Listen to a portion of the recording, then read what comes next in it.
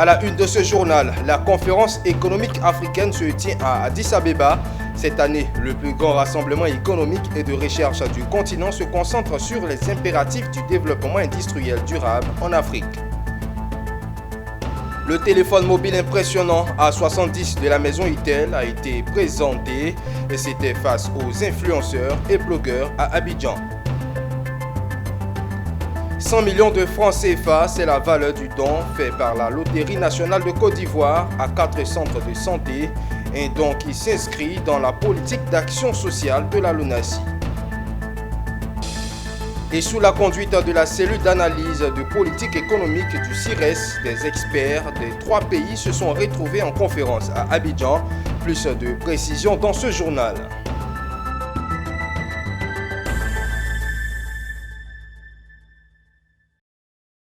Bienvenue à tous, merci de suivre l'actualité d'ici et d'ailleurs sur Business 24 Africa.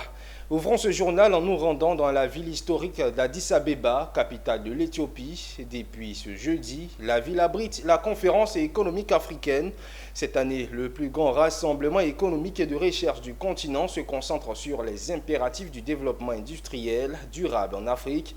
Des ministres africains, des partenaires des Nations Unies et des représentants clés du secteur du développement et du secteur privé sont réunis justement pour discuter des défis et des possibilités qui s'offrent à l'Afrique pour stimuler l'industrialisation verte et durable. Retour sur les temps forts de la cérémonie d'ouverture avec notre envoyé spécial Jean-Charles Sibaï. 3 jours durant, le Centre de conférence des Nations Unies à Addis Abeba, en Éthiopie, accueille la conférence économique africaine qui se veut le plus grand rassemblement économique et de recherche du continent. Un rassemblement qui a vu la présence de son Excellence Madame Sahle-Work Zewde. La rencontre se déroule autour du thème « Impératif du développement industriel durable en Afrique ». Un thème qui part d'un récent constat amer, même si tous savaient que l'Afrique est le continent le moins industrialisé du monde, avec 2% de contribution à la valeur ajoutée manufacturière mondiale, c'est la crise de Covid-19 et la guerre en Ukraine qui a réveillé ses dirigeants avec les perturbations des chaînes d'approvisionnement, relève le professeur Kevin Chikaourama, économiste en chef de la Banque africaine de développement. La pandémie de Covid-19, comme l'a souligné mon frère, a mis en évidence les défaillances structurelles du secteur industriel de l'Afrique. Cela a amplifié les risques associés avec une dépendance sur le commerce des matières premières et l'importation de produits finis et de produits intermédiaires. Ce qui a caractérisé les économies africaines au cours des dernières décennies, des denrées aux approvisionnements médicaux, les vaccins, autres produits pharmaceutiques. Beaucoup de pays africains ont été en difficulté. Pour Mathias Nab, directeur du Centre de service régional pour l'Afrique du Programme des Nations Unies pour le développement, la transformation économique de l'Afrique passe par son industrialisation. Des ressources financières et des investissements à un coût favorable qui permettra d'encourager les partenariats entre le secteur public et le secteur privé. Et les gouvernements africains ont déjà fait un travail important pour créer des incitations pour attirer des investissements. Maintenant, nous devons assurer que les investissements s'adressent à la production en Afrique, mais qu'on lutte également contre la fuite des capitaux qui constitue 90 milliards de dollars en Afrique. Quant à la présidente de la République fédérale de l'Éthiopie et le ministre éthiopien en charge du commerce, ils ont appelé de tous leurs vœux à l'action vu l'urgence de la question. Le fait de se remettre sur la production extérieure n'est plus une option, il faut en trouver d'autres. Voilà pourquoi le moment est essentiel et il nous faut des stratégies de remplacement des importations, de diversification économique, d'industrialisation et de mettre en place un secteur concurrentiel dans la manufacture. La deuxième réflexion que je voudrais faire, c'est la nécessité de jeter un œil critique sur nos plans de développement et tout particulièrement nos politiques industrielles sur la base de ce qui devrait exister en tant que volonté politique. Ce qui est attendu de cette conférence économique africaine sur l'industrialisation du continent, c'est un schéma directeur sur l'industrialisation durable de l'Afrique. Des ministres africains, des partenaires des Nations Unies et des représentants clés du secteur du développement prennent part à la discussion sur les défis et des possibilités qui s'offrent à l'Afrique pour stimuler l'industrialisation verte et durable. La rencontre, faut-il le rappeler, est organisée conjointement par la BAD, Banque africaine de développement, la Commission économique pour l'Afrique CEA et le Programme des Nations unies pour le développement, PNUD. L'actualité se poursuit cette fois en terre ivoirienne pour parler téléphonie mobile. Après sa mise en vente le samedi 12 novembre 2023, le téléphone Awesome A70 a été présenté aux médias, notamment aux influenceurs et blogueurs à Abidjan. Dernière sortie du géant de la téléphonie mobile Itel, ce smartphone bon prix veut séduire avec ses caractéristiques futuristes et des accessoires adaptés aux besoins actuels du digital. Suivez. Face aux médias, notamment les journalistes, influenceurs et blogueurs à Abidjan, les responsables vendent des produits Itel. Ils ont présenté la dernière sortie de leur gamme de téléphones A70. Issu de la technologie de sablage avancé avec son processeur octa-core, Awesome A70, nouveau joyau du géant de téléphonie mobile Itel, s'offre au marché ivoirien. Il se présente comme un smartphone bon prix conçu pour démocratiser l'usage du numérique. Il se veut un téléphone pratique, léger, mince, robuste avec un écran large de 6,6 pouces. Le nouveau Itel A70 au design futuriste propose une mémoire de stockage de 128 Go, soit 40 000 photos vives et lumineuses, mais aussi avec une expérience visuelle chatoyante.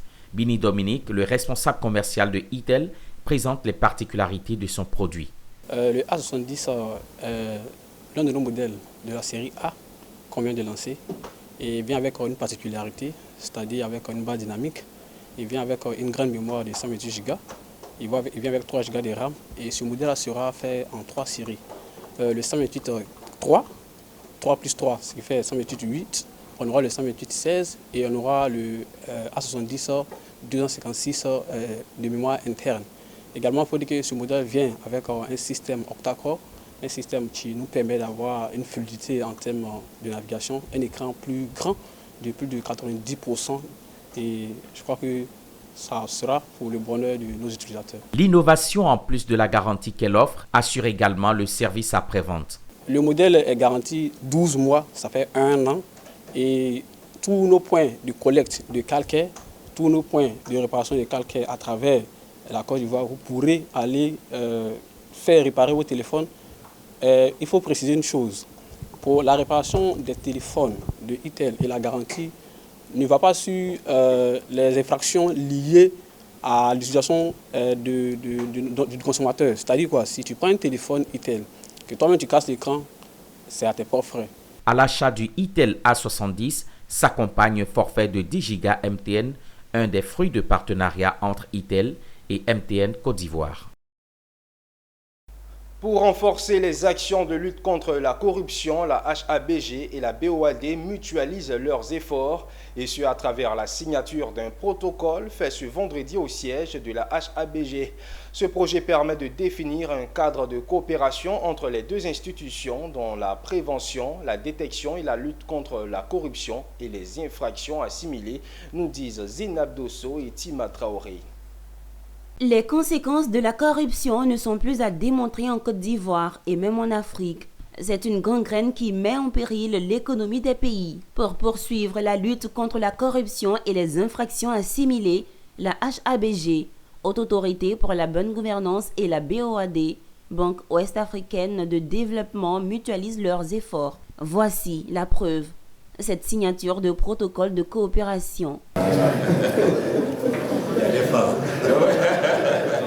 Les bases d'un partenariat solide et d'une coopération fructueuse étant posées, le vice-président de la BOAD et le président de la HABG s'engagent à mettre fin à la fraude et à la corruption en vue de construire une société où règne l'intégrité et la transparence.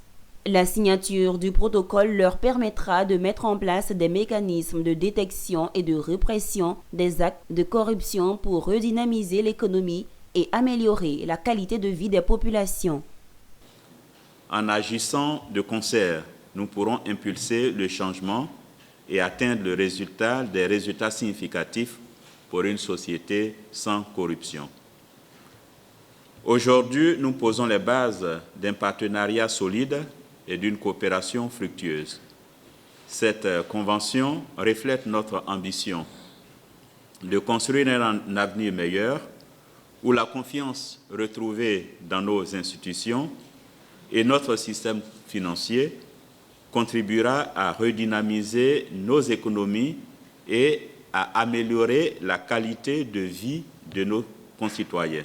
Que la mise en œuvre et du protocole d'accord de coopération que nous signons aujourd'hui réduise drastiquement les marges de manœuvre des acteurs de ces crimes afin que les ressources servent à la construction d'une société prospère.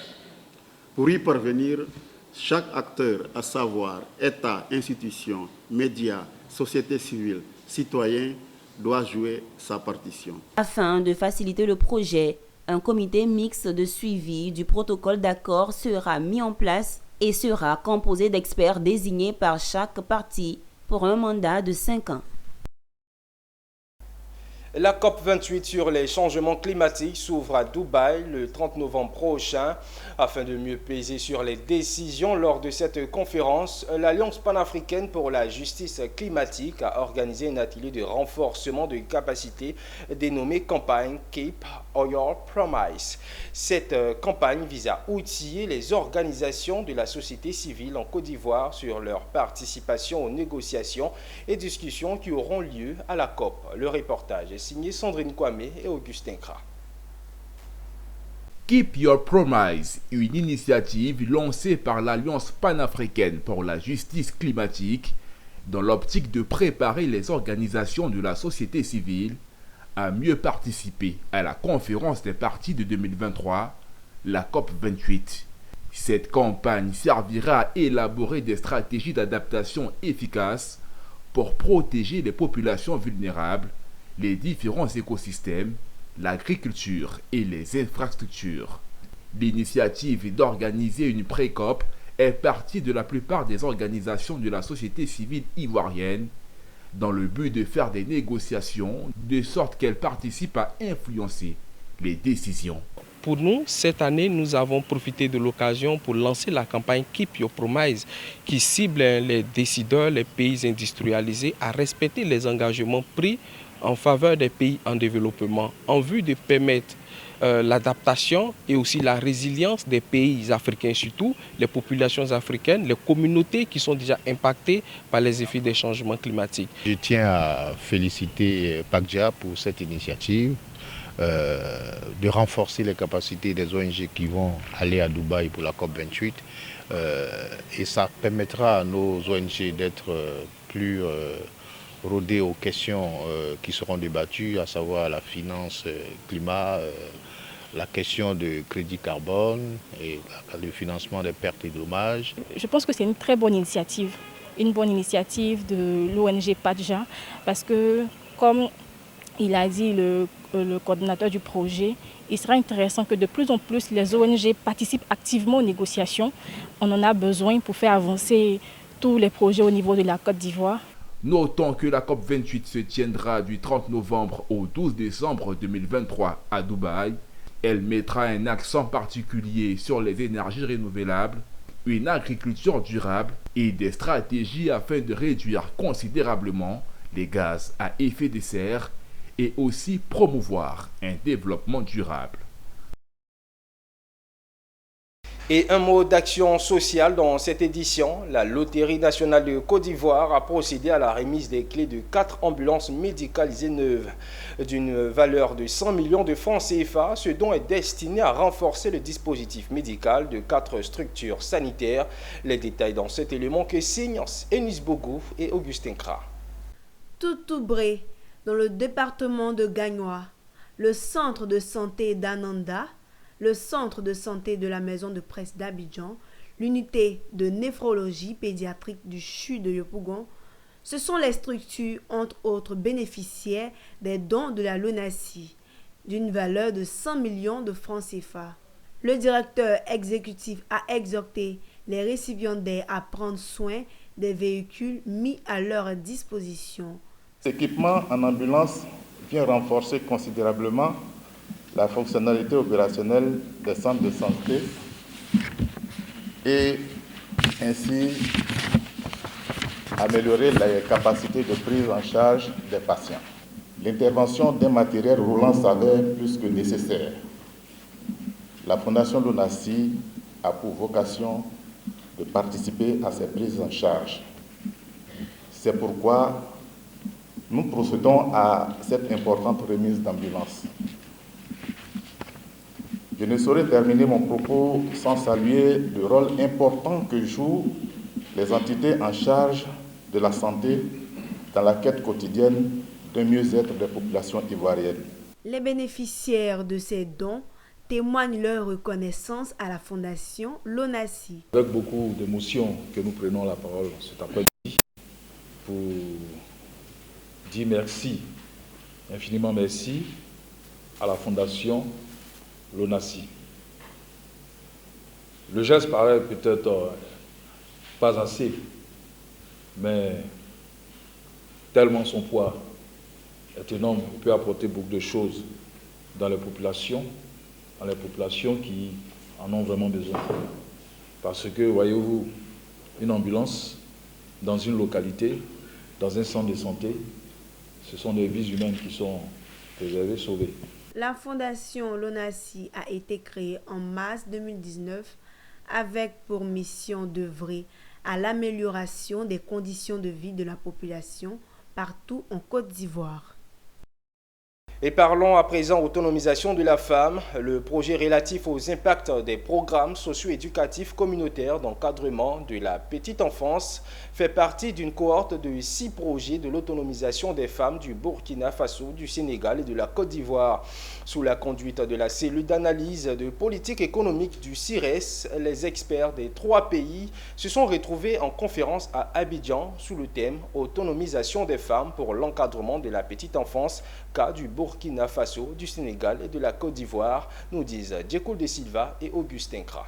C'est une conférence tripartite. Il s'agit de la Côte d'Ivoire, du Sénégal et du Burkina Faso. Pour les experts de ces 3 pays de la sous-région, l'autonomisation des femmes est confrontée au problème de la petite enfance. C'est dans ce cadre que le Centre de recherche pour le développement international, CRDI, appuie et finance la recherche et l'innovation aux côtés des pays en développement, d'où la conférence tripartite avec pour thème « Autonomisation des femmes par l'encadrement de la petite enfance » cas du Burkina Faso, du Sénégal et de la Côte d'Ivoire. On va dire que ce projet de recherche s'inscrit dans une approche globale du CRDI au niveau mondial dans les pays, ce qu'on appelle le Sud global, dans les pays en développement.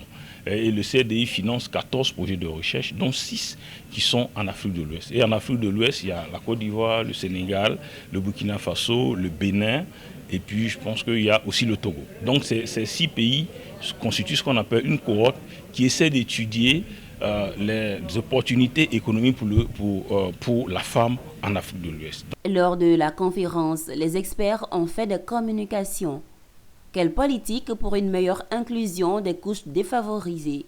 Évaluation du consentement à payer des ménages sont entre autres les thèmes exposés. Ces résultats sont des évidences importantes pour notre pays pour plusieurs raisons.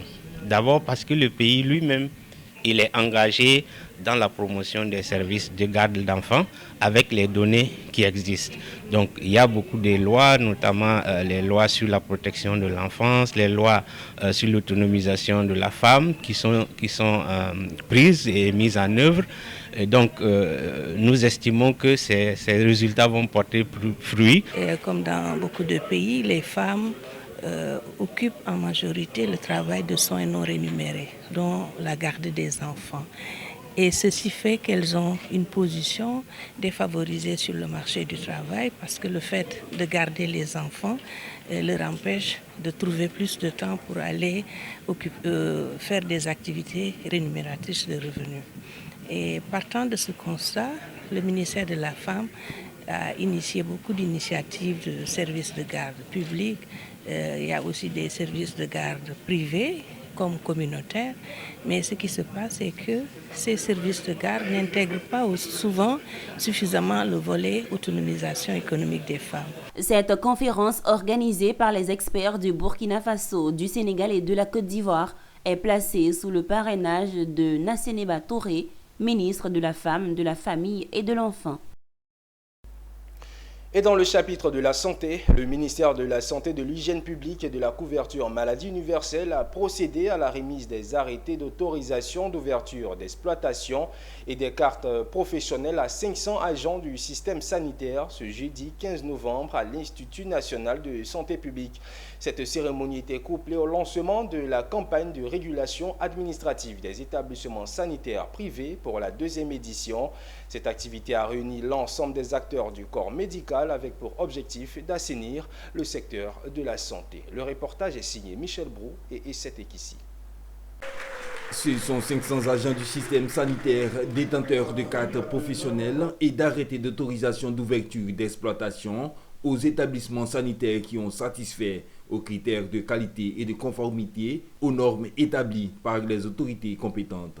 Le premier responsable de cette institution est venu sacrifier à la tradition à travers cette cérémonie de remise officielle. Ces arrêtés et ces cartes sont la preuve de la légalité des activités des établissements sanitaires concernés et confirment leur engagement à fournir des services de santé de qualité à la population. C'est vraiment l'aboutissement de leur travail et nous sommes très satisfaits par rapport au travail que la 2PS a fait parce que nous sommes installés. C'est vrai qu'on n'est pas nombreux dans notre corporation. Mais aujourd'hui, nous sommes représentés et on a une association aussi qui nous régit. Donc avec ça, je pense que nos cabinets ou bien nos lieux d'exercice seront réglementés par rapport à tout ce que l'État attend de faire. Les autorités sanitaires ont souligné l'importance de cette campagne dans la lutte contre les pratiques illégales et non éthiques, ainsi que la promotion d'une culture de qualité et de transparence dans le domaine de la santé. Il était important pour le gouvernement d'assainir cette situation, c'est ce que nous avons commencé à faire. Il y a un an, nous avons lancé une opération de régularisation et le démantèlement des réseaux techniques légales en France. La campagne de régulation administrative des établissements sanitaires privés est à sa 2e édition. Elle traduit l'engagement des autorités sanitaires et des acteurs du domaine médical en faveur d'une régulation administrative renforcée au service de la santé et du bien-être de la population. La remise des arrêtés d'autorisation d'ouverture d'exploitation et des cartes professionnelles ambitionne d'atteindre 3500 établissements sanitaires d'ici 2025. Et toujours en santé, le samedi 27 mai 2023 naissait la Société ivoirienne de médecine générale et médecine de famille, SIMGEF. Ce jeudi 16, la SIMGEF qui a lancé ses activités par une conférence de presse au cours de laquelle les instances dirigeantes de la SIMGEF sont revenues sur les motifs de leur création, leur activité à mener au cours moyen et long terme et leurs objectifs à atteindre. C'était à Cocody en présence de nos reporters Philippe Zabo et Doumbia Yuba. Tout est parti de constats faits par des médecins généralistes qui allaient devenir la fondation de la SIMGEF. Ces constats sont nombreux, mais le plus récurrent est que depuis des décennies, la majorité des médecins généralistes tendent à se spécialiser, ce qui a pour conséquence la disparition de la fonction dans le pays, mais plus grave, le risque d'effondrement de la pyramide sanitaire, vu que la médecine générale est la porte d'entrée dans tous les hôpitaux. D'où l'importance de la création de cette société savante qu'est la SIMGEF. Nous voulons valoriser le métier de médecin généraliste pour une prise en charge optimale de nos patients. C'est surtout pour la population que nous sommes là. Parce que plus le médecin généraliste est formé, puisque c'est lui qu'on voit en premier, plus la prise en charge est plus efficace et plus efficiente. Le médecin généraliste est la porte d'entrée du système sanitaire. C'est lui qu'on voit d'abord, c'est lui qui oriente. Il soulage d'abord, et quand il ne peut pas, et que ça atteint son niveau, comme on dit, il ne peut pas gérer, il n'a pas ses compétences, il oriente. Mais on ne se lève pas pour aller directement chez un spécialiste. C'est l'erreur qu'on fait. La présidente en a profité pour donner l'importance aussi de la médecine familiale. Un médecin de famille est plus proche de la famille, est plus proche de la communauté. C'est plus facile pour le médecin de famille de pouvoir cerner les problèmes de la famille, les problèmes psychologiques, sociaux, moraux et physiques du malade. En fait, c'est se projeter dans le milieu de l'environnement du patient, pour voir quel est le problème réel du patient, qu'est-ce qui provoque son mal, sa pathologie. Et on est plus proche du patient et ça rend encore plus humain la pratique de la médecine. La SIMGEF prévoit en mars 2024 un atelier scientifique qui préparera son premier congrès en octobre de la même année. En attendant, elle appelle à la spécialisation de la médecine générale pour la rendre plus efficiente. Lancé depuis le mois de juin 2023 par la Côte d'Ivoire Copropriété, le programme de vente de l'eau à crédit qui va permettre à bon nombre de personnes d'avoir des lots à moindre coût et payables sur 2 ans a été présenté officiellement à la population le samedi dernier à Yamoussoukro. Ils sont venus des 31 régions de la Côte d'Ivoire, les visiteurs, pour voir la véracité de ce projet situé dans les environs de l'aéroport de Yamoussoukro. Après la visite, le directeur régional de l'AFOR a animé une conférence sur le foncier en Côte d'Ivoire, nous dit Charles Kouakou. Débuté par une visite des lots répartis sur les 6 sites à Maounou, dans les environs de l'aéroport de Yamoussoukro, les visiteurs et souscripteurs ont pu identifier les différents lots sur les sites que sont la cité Archange, la cité Émeraude, la cité des Saints, la cité Orléans, la cité de la Paix et la cité Riviera. La particularité de ces terrains, il y a des écoles, il y a des entreprises aussi qui sont là, et puis l'agrandissement de l'aéroport, tout et tout. Donc nous sommes sur des sites d'avenir. Après la visite, ils se sont tous retrouvés à la salle de la mairie de Yamoussoukro où le directeur de l'AFOR a animé une conférence sur le foncier rural en Côte d'Ivoire. Lorsqu'on a un certificat foncier, il est plus facile d'arriver à l'ACD parce que lorsque le lotissement se fait, l'AFOR n'intervient plus. Aujourd'hui, c'est une possibilité que nous donnons à tous ceux qui ont souscrit, tous ceux qui ont vu les messages sur les réseaux sociaux et qui ne croyaient pas, de venir voir de leurs propres yeux le site. Donc après la visite du site, actuellement nous sommes au niveau de la mairie où le directeur régional de l'AFOR est venu donner un exposé pour expliquer un peu le foncier rural parce qu'on entend beaucoup sur les préoccupations de nos clients, sur la véracité du certificat foncier. Aujourd'hui, ils sont satisfaits des réponses que le directeur régional de l'AFOR a pu bien donner. Une descente sur le terrain qui a permis aux visiteurs de voir la véracité du projet. Vous savez, dans le domaine des terrains, tout ce qui concerne les histoires de l'eau, on est tellement sceptique par rapport à tout ça. Mais aujourd'hui, quand on est allé sur le site, vraiment, on a été convaincus. Le site existe bel et bien. Donc vraiment, on était vraiment heureux au moins de découvrir que le projet existe. Et le projet est vraiment, comment je peux dire, palpable. Les lots ont été offerts aux artistes, aux partenaires et plusieurs personnes ont été distinguées pour leur contribution à la réalisation du projet.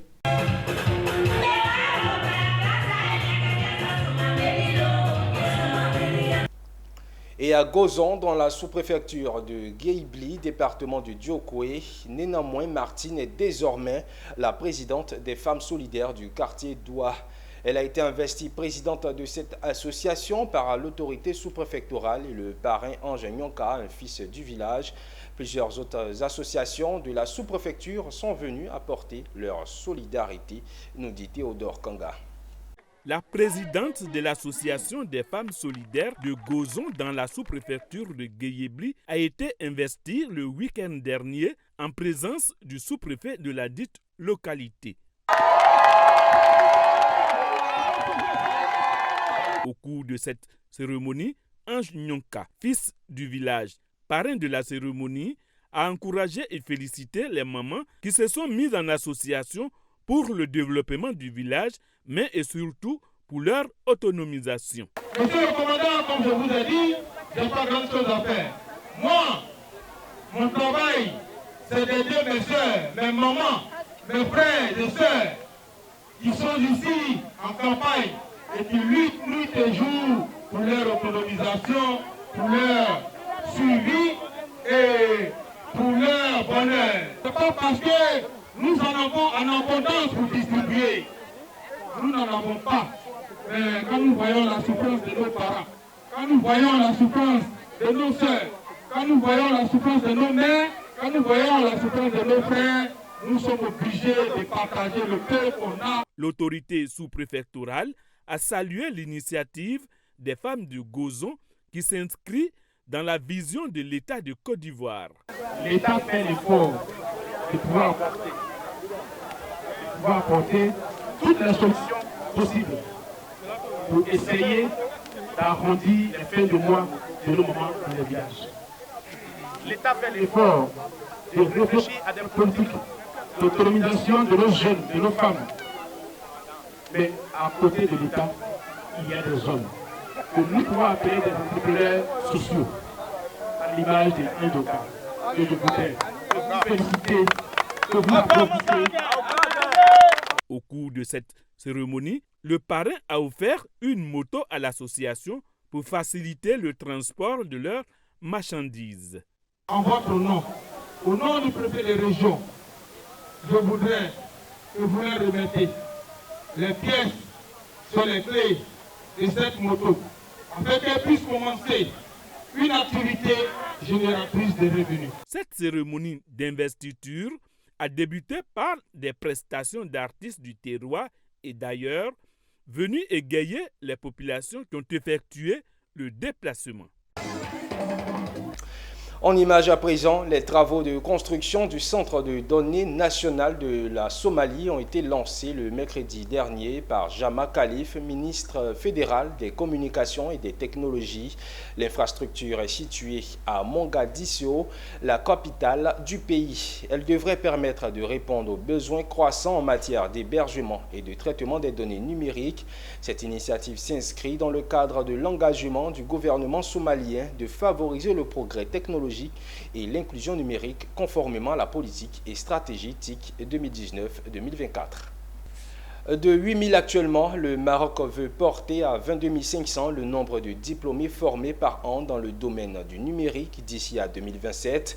Cette ambition est déclinée dans un projet mettant en collaboration les ministères de la transition numérique, de l'enseignement supérieur et de l'économie.